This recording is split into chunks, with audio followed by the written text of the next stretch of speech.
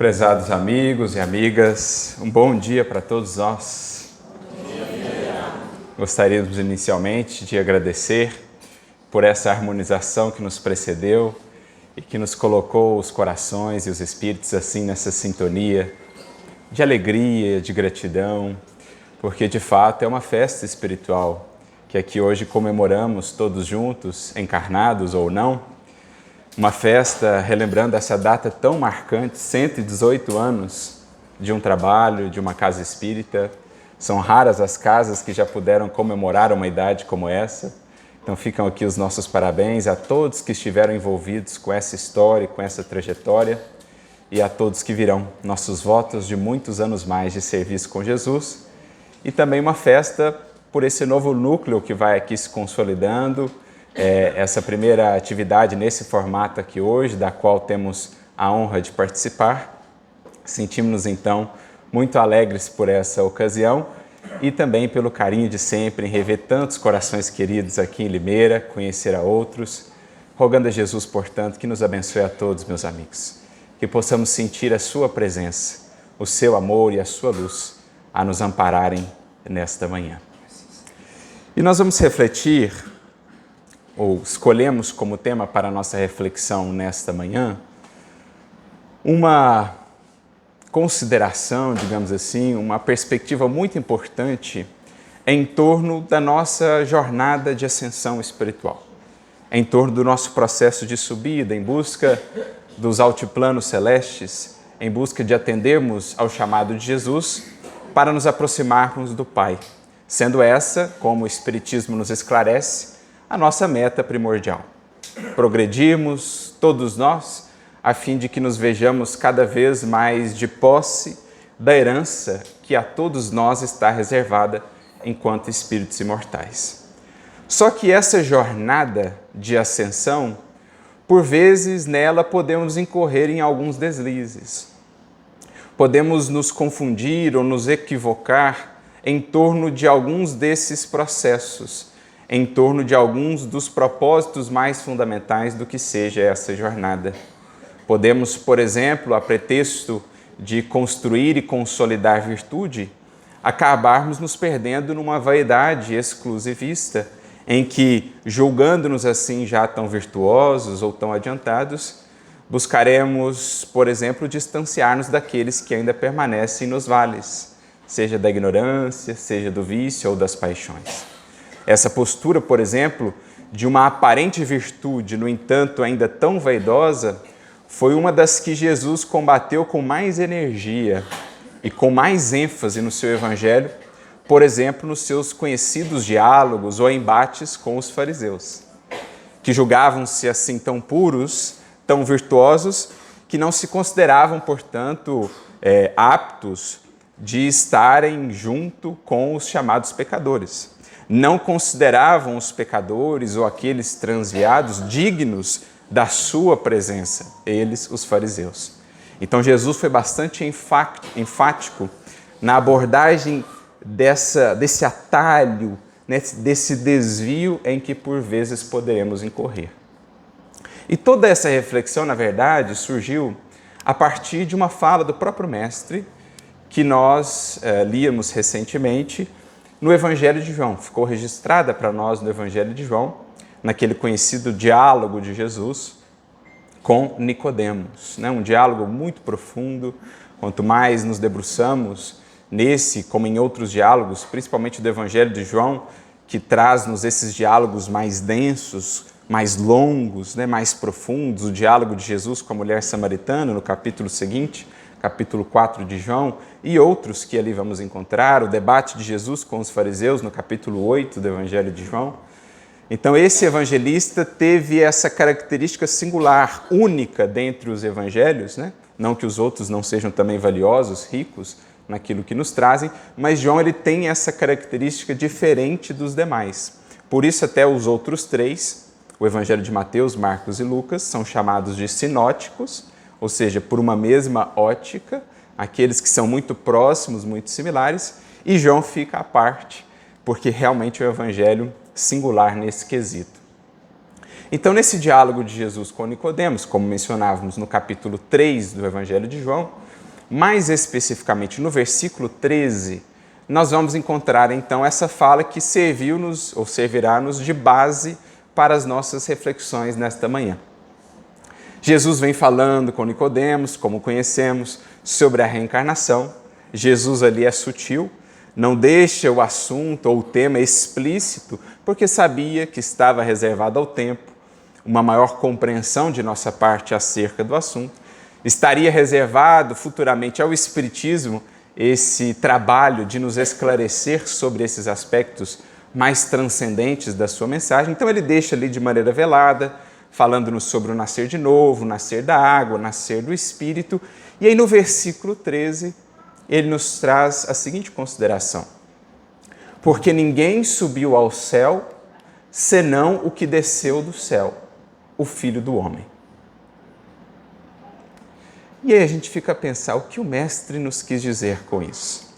Claro que, numa primeira interpretação, nós vamos compreender que ele fala da sua própria tarefa, da sua própria missão. Jesus, como nos ensinaria mais tarde o Espiritismo, é um espírito que antes do próprio advento, da própria criação do planeta, já se encontrava nos mais elevados planos, nas mais altas esferas que nós, por ora, podemos conceber. Já era um espírito puro. Não porque foi de maneira privilegiada conduzido por Deus até lá. Ele conquistou isso. Guindou-se a essas posições, passando pelo mesmo esforço em que nós estamos atualmente inseridos. Lutou, sofreu, expiou, passou pelas provas, passou pelos testemunhos, isso em tempos que agora não conseguimos alcançar. Emmanuel chega a dizer no livro A Caminho da Luz que os sistemas em que ele evoluiu, as estrelas, os planetas pelos quais ele percorreu, ele trilhou essa sua jornada de ascensão, são hoje poeira cósmica. Sequer existem mais, para termos uma ideia dessa anterioridade do Espírito que denominamos Jesus. Mas antes que a Terra fosse, ele já era. Como nós vemos no bonito registro do Evangelho, antes que Abraão fosse, eu sou. Ele já era a luz desse mundo. Então, estando ele no céu, abdica daquelas esferas sublimadas, da convivência com os anjos, com os ministros divinos, para pisar as estradas poeirentas da Galileia. Por puro amor, por pura misericórdia. Então ele que havia alçado-se ao céu, desce para nos apresentar um caminho, portanto, de ascensão a esse mesmo céu que ele já alcançou. Por isso chega a nos dizer também: as coisas que eu faço, um dia também fareis. E digo ainda, maiores do que essas coisas. Consolidando, portanto, dali para frente, para todo sempre, uma esperança indestrutível na sua mensagem, uma certeza, assim, inquebrantável em nossos destinos. O que ele é, nós um dia seremos. Só há uma variável aí, o tempo, que está naturalmente associada à vontade de cada espírito.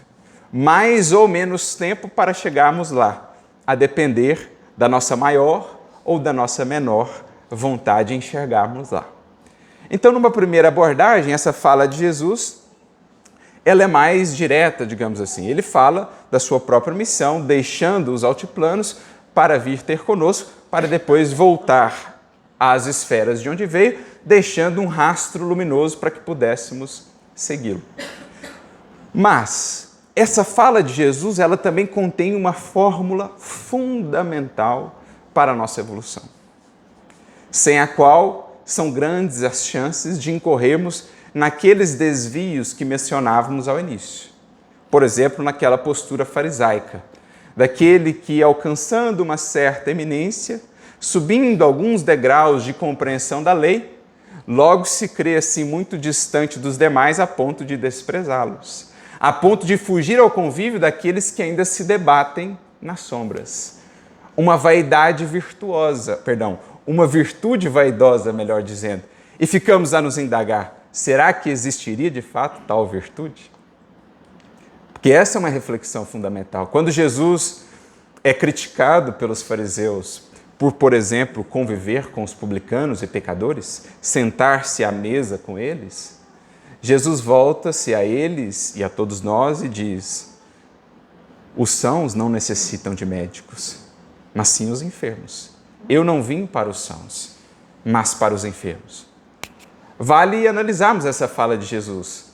Será que ele está dizendo, então, que os fariseus são efetivamente sãos? Já estão realmente livres de suas enfermidades? Ou, talvez implicitamente, ele esteja no fundo a dizer que a condição deles era até pior daqueles chamados de publicanos ou pecadores, porque esses, pelo menos, já reconheciam suas enfermidades, o que é o primeiro e fundamental passo para a cura, ao passo que os outros, enceguecidos pelo orgulho, ludibriados pela própria vaidade, julgando-se virtuosos, no fundo estavam em uma condição até pior. É o que nós vamos depreender também da parábola dos dois filhos, também conhecida como parábola do filho pródigo. Se a gente analisar a fundo, nós vamos perceber que o filho mais jovem é uma expressão, uma representação dos pecadores, cujo pecado, digamos, era mais conhecido, mais ostensivo, era uma imagem dos publicanos e pecadores. Porque Jesus conta essa parábola depois de ser criticado pelos fariseus por estar junto dos pecadores. Esse é o filho mais jovem da parábola. O que se arrepende, volta à casa, é acolhido pelo pai e adentra primeiramente na casa. Temos lá o filho mais velho, que ficou todo o tempo junto do pai. Mas será que estava junto mesmo? Ou apenas fisicamente, formalmente junto do pai? Porque em vendo o retorno do irmão arrependido, se revolta. Os fariseus, vendo os pecadores arrependidos que buscam Jesus, se revolta a tal ponto que o pai vem em sua busca para chamá-lo para a festa e ele se recusa a entrar. De modo que aquele que havia tanto se equivocado, o pecador, o filho mais jovem, imaturo, mas que se arrepende, adentra primeiro a festa do reino. Por isso Jesus, em outro momento, chegaria a dizer: em verdade vos digo que os publicanos e as meretrizes vos precederão no reino dos céus. Há aqueles que se cristalizaram numa postura de condenação, julgando-se assim tão puros, julgando-se assim tão sãos. Então a fala de Jesus sobre os sãos e os enfermos, na verdade, ela é mais profunda do que parece numa primeira análise. Jesus, no fundo, diz: olha, a condição de vocês por hora é até mais complicada, porque tal orgulho de aparente virtude vos coloca numa condição em que nem se veem necessitados de auxílio, ao passo que esses, pelo menos, já têm a seu favor o arrependimento e a humildade de quererem recomeçar, de quererem fazer um novo destino. Então, para a gente não incorrer nesse tipo de postura, que tem sido uma postura muito recorrente a nós, os religiosos de todos os tempos, porque, de um modo geral, nós, os que hoje estamos no Espiritismo, temos sido, a imensa maioria de nós, ao longo dos séculos, esses fariseus de outros tempos, para que não incorramos mais uma vez em tal postura, é preciso analisemos essa fórmula de evolução, esse alerta que Jesus nos traz nessa fala a Nicodemos e a todos nós. Não subiu ao céu senão o que desceu do céu, dando-nos a entender que cada aquisição de valores na direção do céu deve ser seguida por uma descida de aplicação desses valores na vida, adaptando-se para servir, ajustando-se para servir aos que ainda não conseguiram galgar alguns dos degraus da evolução. Mas para ilustrar isso, vamos recorrer a um exemplo que eu acho que torna a lição ainda mais clara, mais palpável para todos nós. E aqui a obra espírita demonstra toda a sua riqueza. Quantas e quantas lições, ilustrações, exemplificações nós não vamos encontrar em torno das lições de Jesus, por exemplo, na obra de Francisco Cândido Xavier.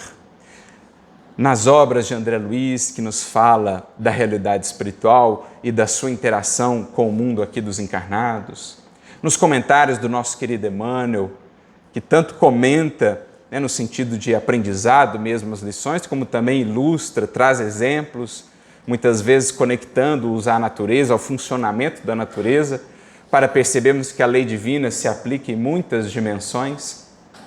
O que vemos no micro se aplica no macro, o que vemos na natureza se aplica à nossa realidade de seres humanos com as devidas interpretações, com as devidas adaptações. E para ilustrar essa fala de Jesus, nós nos recordamos de um caso que está no primeiro capítulo do livro Obreiros da Vida Eterna. Desde a primeira vez que lemos esse caso, essa história, um espírito ali, um benfeitor espiritual que compartilha uma vivência pessoal dele, desde a primeira vez que pudemos ler esse relato, nós ficamos realmente impactados, tanto pela lição profunda que ele nos transmite, como também pela expressão de infinita misericórdia do Cristo que transparece dessa lição. Então, se a gente vai lá a esse capítulo 1 do livro Obreiros da Vida Eterna, nós vamos ver o caso do instrutor Albano Metelo.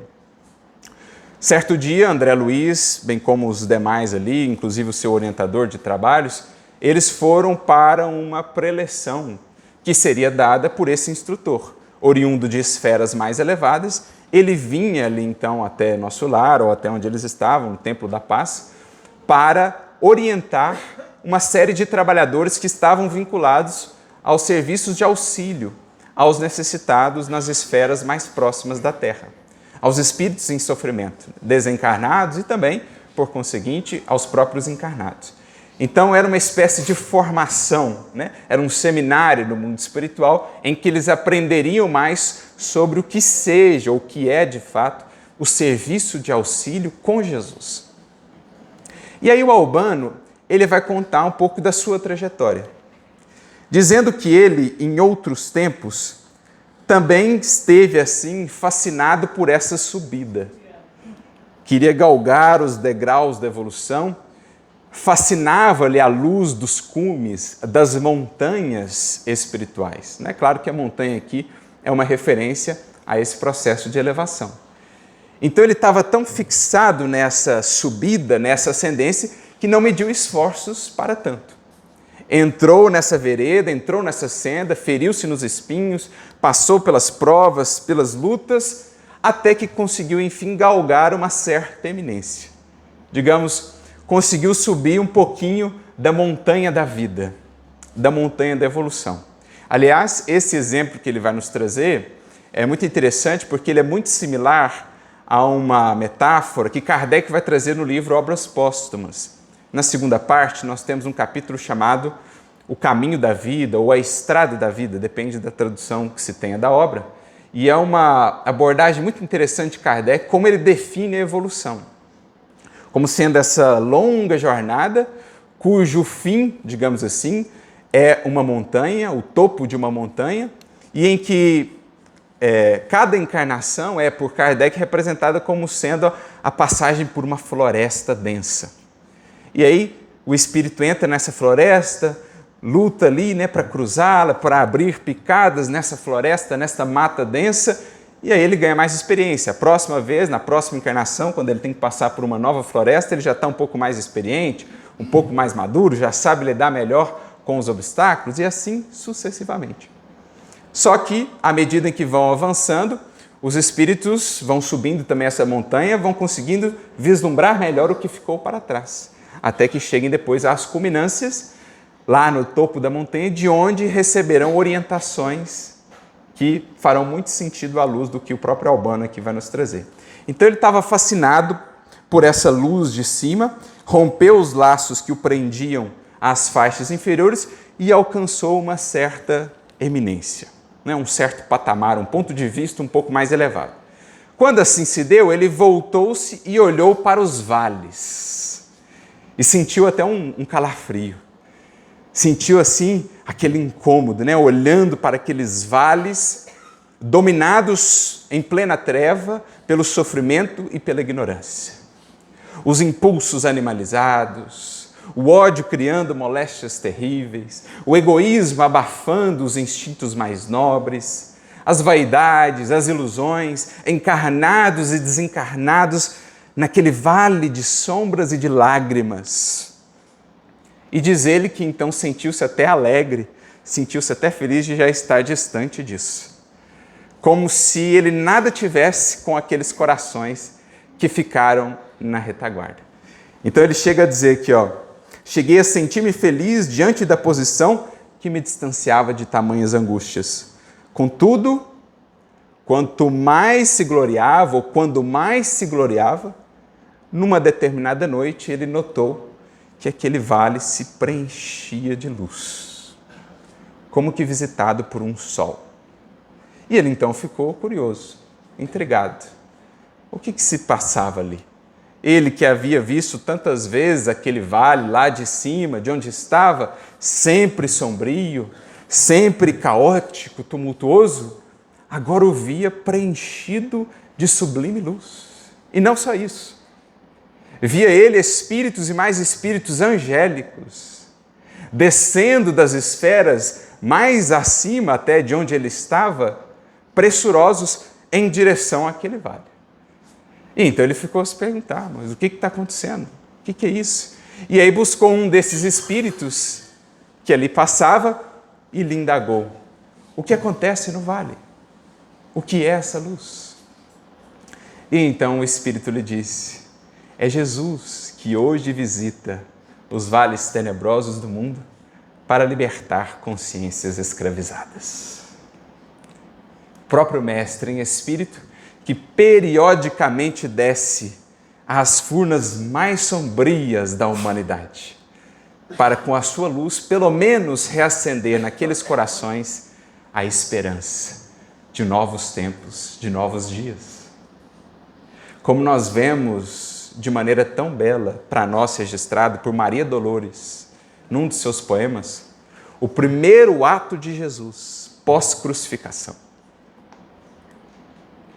Expulso do mundo pela nossa ingratidão e pela nossa agressividade, não se reservou o Senhor um segundo que fosse para pensar em si.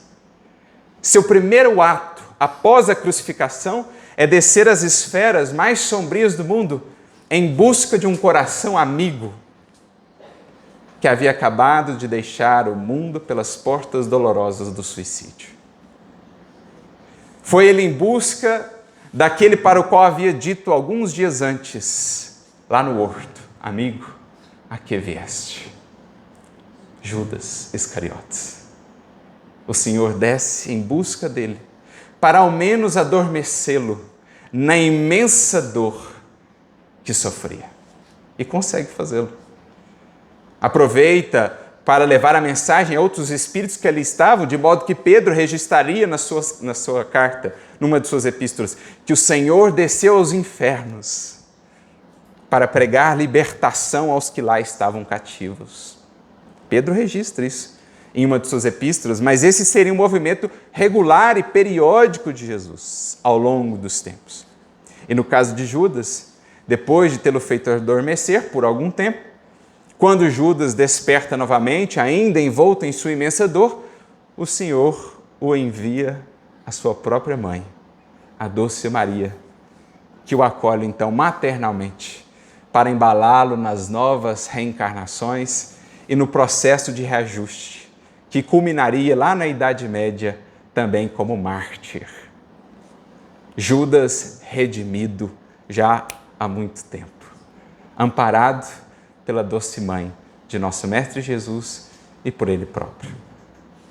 Assim é que Jesus então desce a essas esferas sombrias de tanta aflição e de tanta dor, e com isso, com esse movimento, atrai para si legiões e mais legiões de servidores fiéis que vão ali pensar feridas, secar lágrimas, diminuir a angústia, minorar o impacto doloroso das quedas morais das criaturas humanas.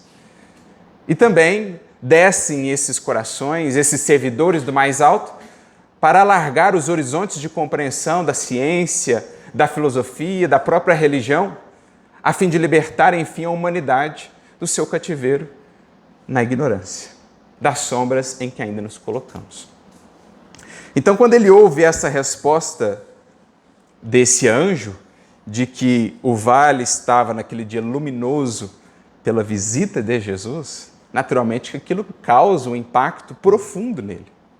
A ele que não queria senão distância do vale, das sombras, do pecado, que não ansiava senão por luz e mais luz, o que de fato é o objetivo da criação, comungarmos cada vez mais com Deus, agora começava a compreender um outro aspecto importante para que essa nossa busca não se perca nos seus objetivos fundamentais. Buscar sim mais luz, buscar sim se elevar, comungar com Deus em altiplanos luminosos. No entanto, aprendendo a descer para servir, na aplicação dessa sublime luz, na aplicação daquilo que se tem recebido, porque não foi outra coisa que Jesus fez para conosco. Podendo ficar lá, insulado na sua glória, resolveu ele caminhar pelas estradas agrestes da Galileia. Resolveu ele lidar com os pecados, com as sombras, com a ignorância humana, tomando um corpo de carne, apagando-se em sua sublime luz para nos desvelar o caminho do seu reino. Se ele assim o fez e assim o faz, se ele que é a referência, como nós estaremos simplesmente a buscar uma elevação que não represente mais utilidade na vida? Porque nós vemos em O Livro dos Espíritos, por exemplo, na questão 897, ela tem até 3 perguntas incluídas dentro dela, porque Kardec vai tecendo ali um diálogo com os espíritos e eles falam justamente sobre isso, sobre a evolução. Se seria um problema da parte do espírito ansiar crescer, ansiar pela felicidade, comungar com Deus, os espíritos dizem que não é um problema, desde que não seja esse um anseio exclusivista. Eu quero a felicidade, eu quero a comunhão desses planos celestes para me ver bem longe dos planos sombrios, dos infernos que ainda existem na Terra. Infernos conscienciais, traduzidos nessas esferas sombrias. Que céu seria este que viveria somente no insulamento? Se assim fosse, teríamos um céu exclusivista e infernos eternos. Se o céu não estivesse atento aos infernos, se o céu não se preocupasse com os infernos, qual seria a lógica da vida? Onde a lei divina de infinita misericórdia, inesgotável misericórdia para com todos? Se o céu fosse exclusivista e assim os infernos nunca tivessem fim. Por isso vamos ver no livro No Mundo Maior a orientação do benfeitor que a maior alegria dos céus é justamente a de esvaziar os infernos. Porque uma virtude que fugisse à convivência do vício seria inútil. Como nos diz Emmanuel, a virtude sem proveito é um diamante no deserto. Bonita de se ver, mas inútil. Que adianta o diamante no deserto? Que adianta a virtude? Aquele que sabe amar, aquele que já conquistou algo de conhecimento, que ignora o que ainda odeia ou o que ainda está preso na ignorância. Seria um céu sem sentido. E um inferno que seria a própria prova em contrário da misericórdia infinita de Deus. Um inferno que não tivesse fim, ou que não fosse tratado, que não fosse curado. Por isso Jesus dá o exemplo à frente, descendo periodicamente, dizendo: todo esforço de ascensão deve ser então contrabalanceado por uma descida em serviço, na aplicação daquilo que se conquistou nesses novos planos a que a criatura se alçou. Por isso, depois do impacto dessa resposta do anjo para ele, o benfeitor aqui, Albano Metelo, diz assim: em verdade, para onde marchava meu espírito, despreocupado da imensa família humana, junto da qual aurira minhas mais ricas aquisições para a vida imortal. Quem lhe conferiu possibilidade de ascensão? Senão aqueles que o testaram, senão aqueles que lhe deram a ocasião de construir a paciência, o amor, a humildade. Portanto, Pelo menos por gratidão a eles, já deveríamos retribuir de alguma maneira, porque se hoje temos algo de virtude ou de conhecimento, foi graças ao que esse entorno, ao que essas convivências nos proporcionaram. Como então simplesmente relegá-los para lá, esquecendo que eles são o nosso principal material de trabalho, a nossa principal possibilidade de servir? Por que enojar-me ante o vale se o próprio Jesus, que me centralizava as aspirações, trabalhava solícito para que a luz de cima penetrasse as entranhas da terra? Para que a luz de cima penetrasse as entranhas da terra. Em outras palavras, assim na terra como no céu. Mas como chegaremos a ter na terra o que já temos no céu, se não existirem na terra aqueles que se dispõem a ser as pontes entre o céu e a terra? Como chegará a ser na terra como no céu, se não tivermos aqui corações que se dispõem a ser o portal do céu para a terra? O raio de luz em meio às sombras. Por isso Jesus veio ter conosco. Por isso, em todos os tempos, não tem faltado emissários seus, que, quais estrelas cadentes, por aqui passam, deixando rastros de luz. A dizer para os que estamos aqui ainda no vale de sombras, há algo mais além. A vida é mais do que essa sombra que nos cerca. A esperança brilha lá em cima, luminosa, inapagável. Saibamos perseverar na subida e encontraremos mais e mais luz a cada passo dado. Para que o céu desça à terra, na figura também da Nova Jerusalém, que vemos no livro de Apocalipse, aquela que vem descendo do céu e um dia há de se consolidar na terra, nós precisamos dos seus obreiros aqui, dos emissários, mensageiros do céu aqui. É essa a reflexão, portanto, a que ele chegou. Não praticava eu o crime execrável da usura, olvidando aqueles entre os quais adquirira o roteiro destinado à minha própria ascensão? Ele define essa postura como sendo de usura, de avareza. Ora, você que já recebeu tanto do Evangelho e do Consolador, vai guardar isso só para si? Diante do egoísta, diante do orgulhoso, você vai guardar essa luz para si, ao invés de acendê-la na forma da humildade, da paciência e da compreensão? Isso, segundo a espiritualidade, atende pelo nome de avareza, de usura, que é não querer partilhar a luz. Mas não somente luz falada, é luz vivida, que somos convidados a partilhar. Essa é a proposta. Por isso Paulo dizia assim, na sua epístola aos Romanos, se não me falha a memória, sinto-me como que devedor a gregos e a bárbaros, a sábios e a ignorantes. O Emmanuel vai comentar essa fala de Paulo no livro Levantar e Seguir. O título é Nós Devemos. E ele diz assim, qual seria a natureza dessa dívida a que Paulo faz menção? Ele se dizia devedor de gregos e de bárbaros, de sábios e de ignorantes, ou seja, de todo mundo. Aí o Emmanuel explica assim, essa dívida é a seguinte, aquele que aprendeu a amar, torna-se devedor daquele que ainda não sabe fazê-lo.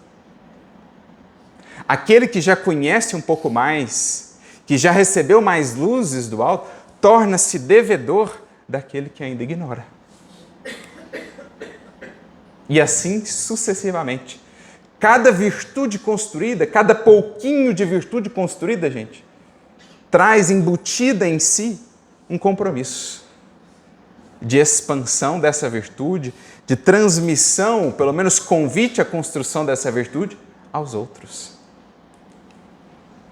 E Emmanuel acrescenta então que essa nova perspectiva que Paulo nos traz muda completamente a nossa maneira de analisar a vida. Nessa nova perspectiva, por exemplo, nós somos credores dos espíritos que vão mais acima. Por isso que não desistem de nós. Por isso que estão sempre ali a nos trazerem mensagens, estímulos, inspirações. Porque sentem uma dívida para conosco. por amor a Jesus, por compromisso com o Mestre. Então Emmanuel se sentia devedor de nós outros, por isso deu a sua vida, bem como do seu emissário na terra, pela causa do Evangelho. Bezerra, Eurípides, por isso não desistem de nós, porque sentem essa dívida. Inspirados por Jesus, que foi o primeiro a demonstrar essa descida em serviço, para que realmente possamos subir ao céu. Não subiu ao céu senão aquele que desceu.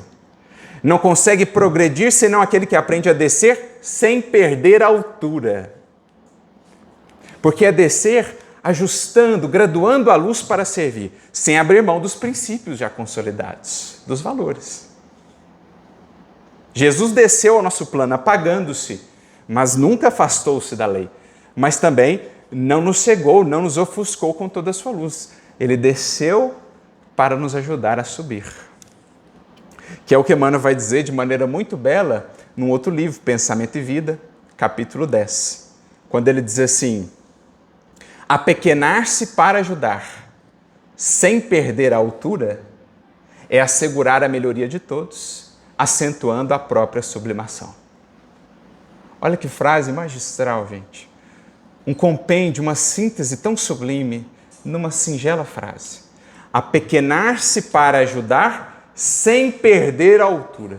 Jesus não perdeu a altura, a grandeza espiritual em nenhum momento, mas também não se mostrou tão glorioso e luminoso como era.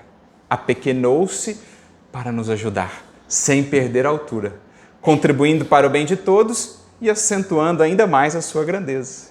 Assim também cada um de nós.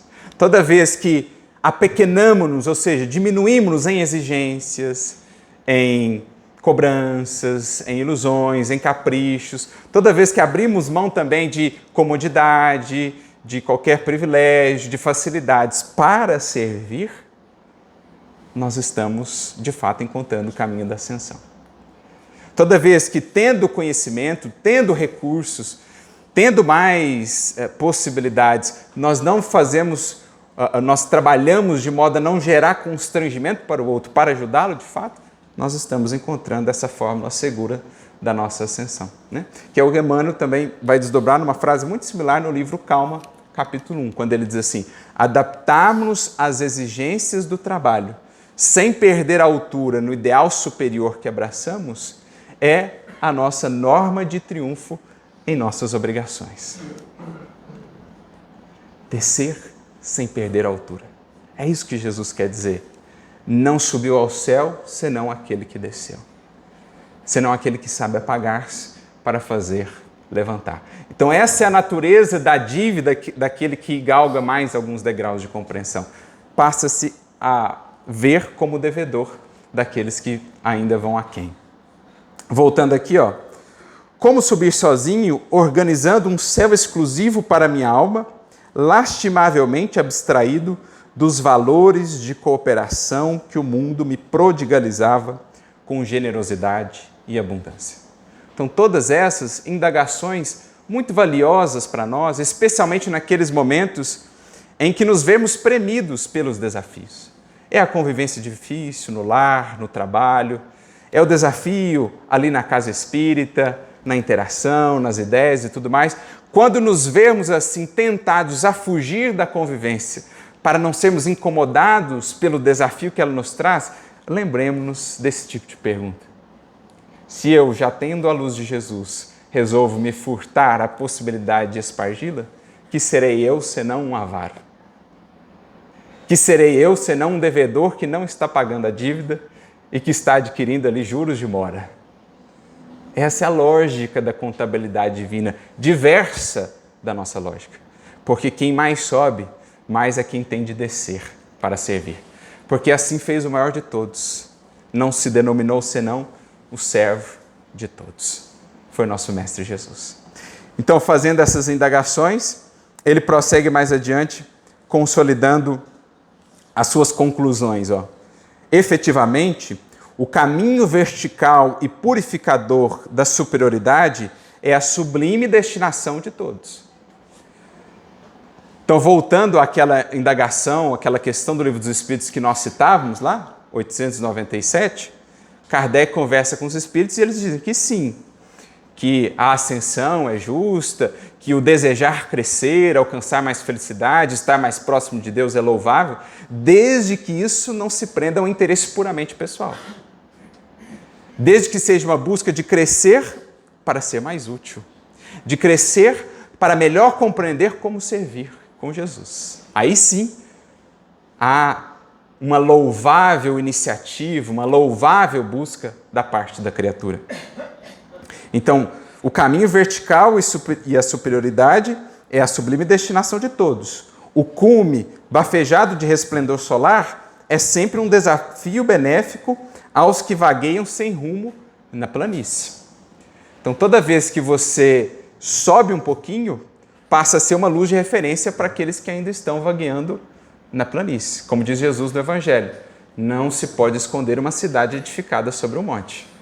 Toda alma que se eleva em testemunho passa a ser observada e passa a ser para as vidas ao seu redor um desafio de convite à subida também.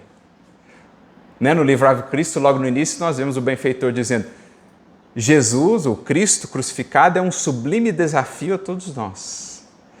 Porque no topo daquele monte ele nos deixou o mais sublime exemplo e testemunho de caridade, de amor a toda prova que a humanidade já viu.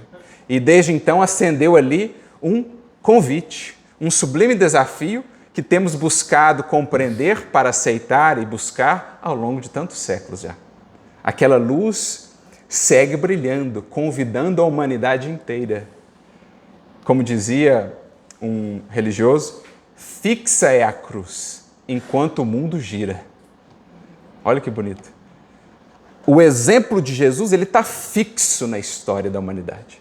O mundo gira, já deu tantas voltas. Quantos se modificaram os cenários da humanidade desde então?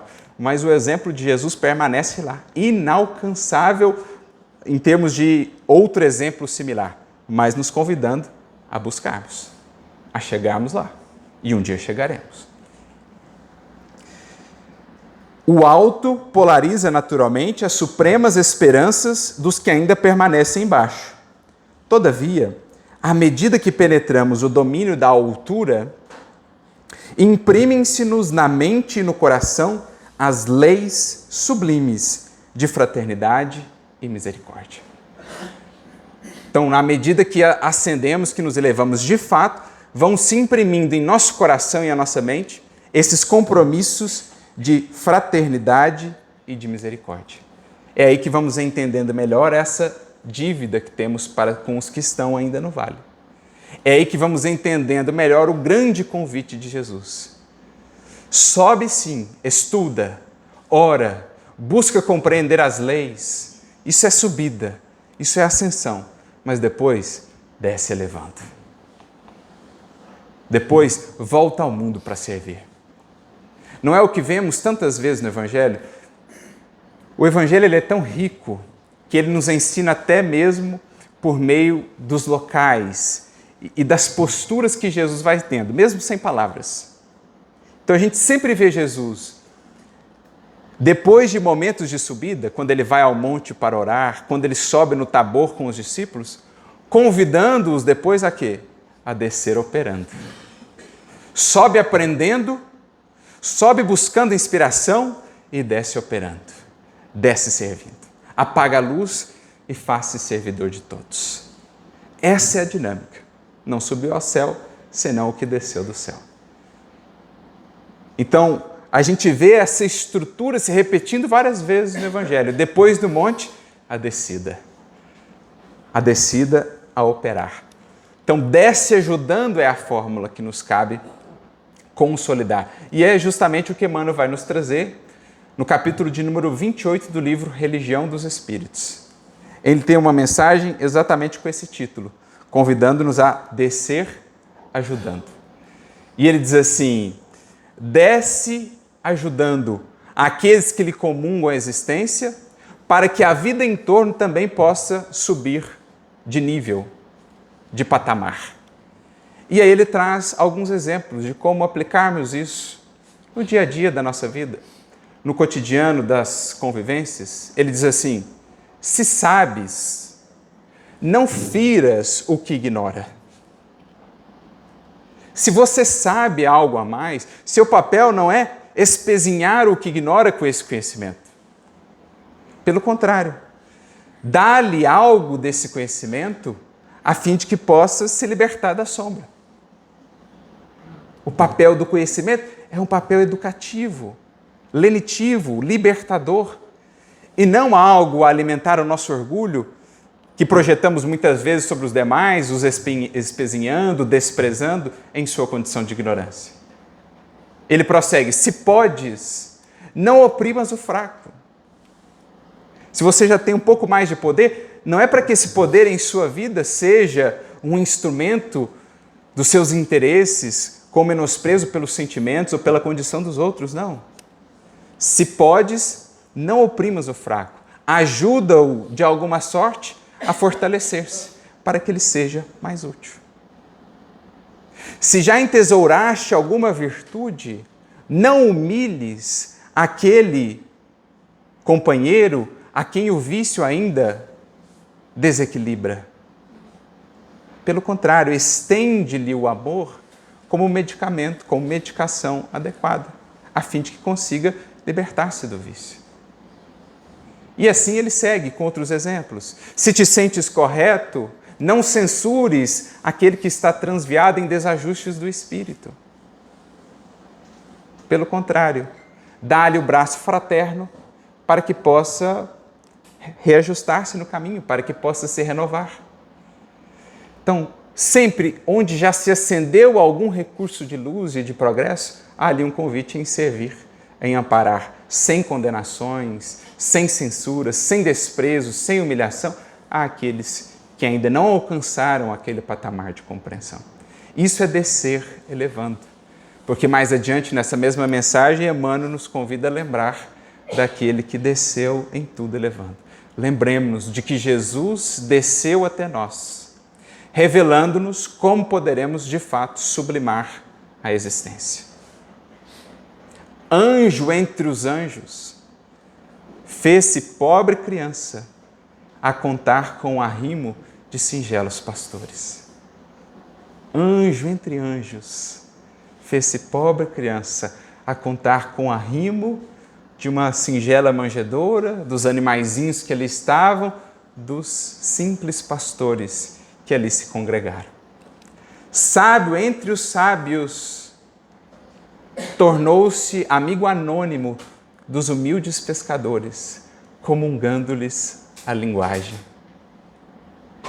Quando a gente vai à definição de espírito puro em O Livro dos Espíritos, nós vemos que um espírito puro, como o caso de Jesus, não é somente um espírito que conquistou, que angariou virtude, sentimento, coração. É também um espírito que tem o mais alto grau de sabedoria em todas as áreas da ciência e da filosofia divinas, nem humanas somente, divinas. Então vocês imaginam, gente, o que Jesus debatia com seus ministros quando eles estavam planejando criar o planeta Terra? Debatendo a parte geológica, a parte biológica, o funcionamento das leis, da física, da química no âmbito terrestre. Imagina o assunto, o nível do debate, das tratativas. E, no entanto, esse sábio entre os sábios não se incomodou, não se sentiu humilhado de partilhar a linguagem singela dos pescadores. Qual que era o assunto ali no início entre ele e Pedro? Vai ter peixe hoje. A pesca hoje vai ser boa. E ele conversando como amigos. Ele que criou o planeta, que debateu com seus ministros a natureza da água neste planeta, a natureza dos elementos químicos e tudo mais, ali com Pedro, com os pescadores, falando dos problemas de Cafarnaum, que tinha, sabe-se lá, 50 casinhas. Sábio entre os sábios, fez-se ali alguém como nós, como diria Paulo, feito à forma de homem, de ser humano como nós. Instrutor entre os instrutores, prossegue Emmanuel na mensagem, se deteve bondoso entre enfermos e aflitos, entre crianças e mendigos abandonados, para lhes partilhar as lutas. Imagina as cortes com as quais ele convivia lá em cima. E de repente estava ele entre esses nós, o comum do mundo, o comum da terra, como mais um de nós. E mais, o juiz entre os juízes não se revoltou por sofrer na praça tumultuosa aquele dia o julgamento iníquo, injusto do povo, a que ele mesmo havia tanto auxiliado, que o preferiu a Barrabás para tormentos imerecidos. O juiz entre os juízes. Mas foi justamente por isso, e aí conclui Emmanuel, por descer elevando a quantos não lhe puderam compreender a refulgência da altura e da grandeza, que ele se converteu no caminho de nossa ascensão espiritual. Na verdade do nosso gradativo aprimoramento e na vida de nossas vidas, a erguer-nos das sombras para a vitória da luz. Foi por descer, elevando os que ainda não podíamos compreender a sua refulgente altura, que ele se tornou o nosso caminho de ascensão espiritual, a verdade de nosso gradativo aprimoramento e a vida de nossas vidas. Esse Jesus para nós, essa fórmula sublime da evolução, para que não nos percamos de modo algum numa possível vaidade de ser bom ou vaidade de conhecer, entendendo que há ali no fundo profunda responsabilidade ante o quinhão que já podemos extrair das dádivas divinas que chegam até nós por misericórdia. Porque esse é um risco em que incorremos, a vaidade da virtude. Francisco de Assis mesmo, ele que se dizia desprovido de tudo, né? Havia deixado tudo para trás, como ele dizia, casei-me com a pobreza para servir a Jesus. E aí, já mais para o final da sua atuação aqui, começam a surgir ali alguns problemas na ordem franciscana. Alguns queriam implementar algumas coisas que ele não desejaria, aquilo foi tirando a sua paz, ele foi ficando meio incomodado e tal. E um dia ele vai conversar com Clara de Assis. Expõe a angústia do seu coração, tudo aquilo que estava acontecendo com a ordem e tal e tal. E ao final ela volta-se para ele e diz: já sei, Francisco. Você diz que já se despojou de tudo, mas eu lhe digo que você ainda tem um bem ao qual se apega. Ele falou: mas como? Eu só tenho esse hábito e mais nada, né? A roupinha que ele tinha lá surrada. Você ainda se crê detentor da ordem franciscana. Ou seja, você ainda acha que esse bem que você fez, esse movimento que você criou, são seus. Mas não são. E ele leva aquele susto e percebe: puxa vida, eu ainda não me libertei de todas as formas de vaidade, de todas as formas de apego. Existe ainda o apego pelo bem feito. E quando ele se liberta, enfim, desse, ele se sente então plenamente livre. Livre, contente, alegre diante do Senhor. A obra é sua, Senhor. Dê a ela os caminhos que lhe aprouver. A minha parte terá sido feita. No mais, que cada um encontre o seu caminho e estaremos aqui sempre para servir. Então, olha que lição maravilhosa para todos nós. Então, essa é a perspectiva que nós vemos lá na mensagem Desce Elevando. Voltando aqui ao compartilhamento do Albano Metelo, ele diz: os grandes orientadores da humanidade não mediram a própria grandeza senão pela capacidade de regressar aos círculos da ignorância para exemplificarem o amor e a sabedoria, a renúncia e o perdão aos semelhantes. É por esse motivo que necessitamos temperar todo impulso de elevação com o sal do entendimento, evitando a precipitação nos despenhadeiros do egoísmo e da vaidade fatais. Subir e descer, portanto, são verbos ambos a serem conjugados na vida. Não descer no sentido de perder conquistas já realizadas, porque isso, aprendemos com o Espiritismo, não é possível. E não descer também entregando-nos aos desequilíbrios, aos padrões de outros tempos. Subir na busca pela luz, aspiração de crescer, de desenvolver-se enquanto espírito, os potenciais divinos que todos trazemos. Mas descer depois elevando, regressando aos círculos onde ainda a ignorância, onde ainda o vício impera, para ali nos colocarmos como mensageiros de Jesus, convidando à renovação. Sal da terra, diz aqui o benfeitor. É preciso temperar todo impulso de progresso com esse sal da terra, porque por ora ainda precisamos do sal da terra. No dia que já estivermos todos sublimados, não mais precisaremos do sal da terra, porque já estaremos todos no céu. Mas até lá, sal da terra e luz no mundo, para que o mundo também se eleve, encontre esse novo sabor da compreensão e da vivência da lei divina. Eis o que o próprio Senhor em vida demonstrou-nos pelo seu gesto, embora aparentemente simples, porque se ocultou como mais um de nós, mas de uma grandeza que ainda estamos por aquilatar.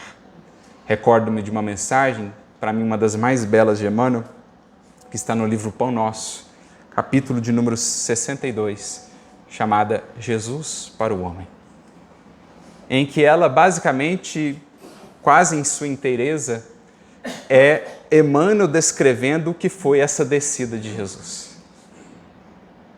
Da alvorada eterna à noite plena, das estrelas à manjedoura, do infinito à limitação, da glória à carpintaria, da convivência com os anjos à convivência com os pecadores, da condição de celeste pastor à ovelha perseguida, e assim sucessivamente.